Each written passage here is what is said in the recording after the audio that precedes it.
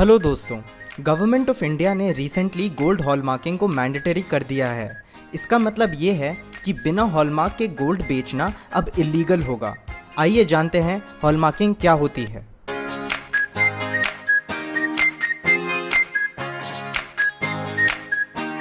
Hallmarking का मतलब होता है कि एक एक्यूरेट वे में पता लगाना कि किसी भी प्रेशियस मेटल के आर्टिकल में उस प्रेशियस मेटल की कितनी क्वांटिटी है।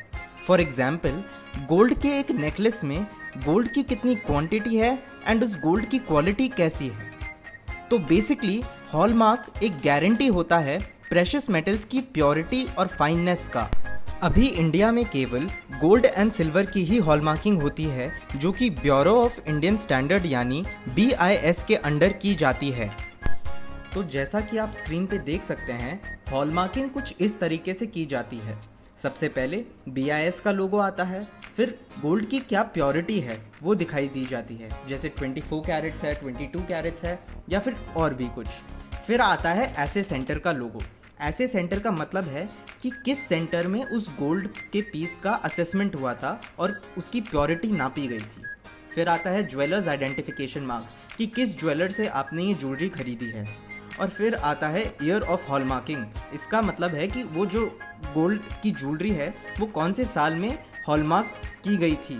अब यहाँ पे J लिखा है, उसका मतलब ये है कि साल 2000 को A मानते हैं, तो इस हिसाब से J का मतलब है साल 2009। तो कुछ इसी तरीके से हॉलमार्किंग की जाती है। दोस्तों, इंडिया दुनिया का सबसे बड़ा गोल्ड कंज्यूमर है, लेकिन हॉलमार्क्ड ज्वेलरी का लेवल केवल 30% है।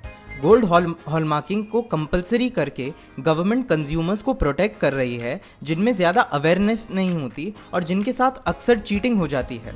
हॉलमार्किंग को फुल स्केल पे लाने के लिए इंडिया को बड़ी मात्रा में ऐसे सेंटर्स भी खोलने पड़ेंगे। अगर सब ठीक रहा तो गोल्ड कंज्यूमर्स के साथ कभी चीटिंग नहीं हो पाएगी। Thank you.